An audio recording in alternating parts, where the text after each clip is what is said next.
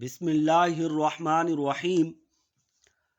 ہم سندھی، بلوچی، پنجابی، پٹھان نہیں، ہم مسلمان ہیں، یہ کہنا تھا قائد اعظم محمد علی جناح رحمۃ اللہ علیہ کا۔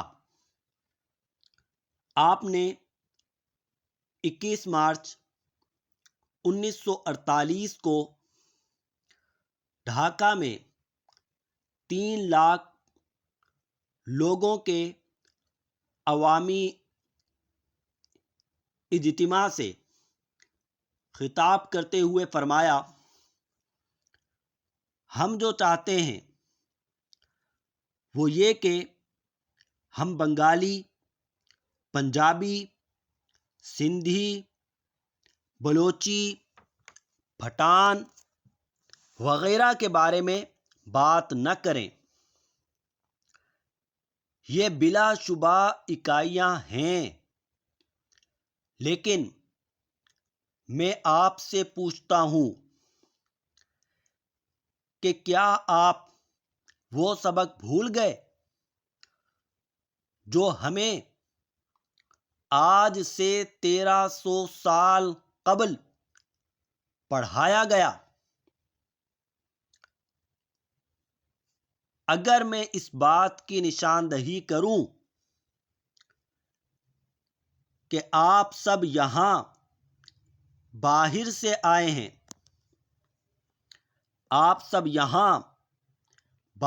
آئے ہیں، بنگال کے اصل شہری کون ہیں؟ وہ نہیں جو آج یہاں رہ رہے ہیں۔ تو یہ کہنے کا کیا فائدہ کہ ہم بنگالی ہیں یا سندھی ہیں یا پٹھان؟ نہیں، ہم مسلمان ہیں۔ اسلام نے ہمیں یہ سکھایا ہے، اور میرا خیال ہے کہ آپ میری بات سے اتفاق کریں گے کہ آپ جو بھی ہوں اور جو کچھ بھی ہوں، آپ مسلمان ہیں۔ آپ ایک قوم سے تعلق رکھتے ہیں۔ اب آپ نے ایک علاقہ حاصل کر لیا ہے، ایک وسیع علاقہ۔ یہ کسی پنجابی، سندھی یا پٹھان یا بنگالی کا نہیں، یہ آپ سب کا ہے۔ آپ کی مرکزی حکومت ہے، جہاں کئی اکائیاں نمائندگی کرتی ہیں۔ اس لیے اگر آپ خود کو ایک قوم کے طور پر پروان چڑھانا چاہتے ہیں تو اللہ کے واسطے صوبہ پرستی کو چھوڑ دیں۔ صوبہ پرستی لعنت ہے۔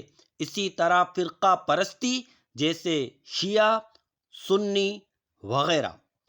یہ قائد اعظم محمد علی جناح رحمۃ اللہ علیہ کے خطاب کا ترجمہ آپ کے سامنے پیش کیا ہے۔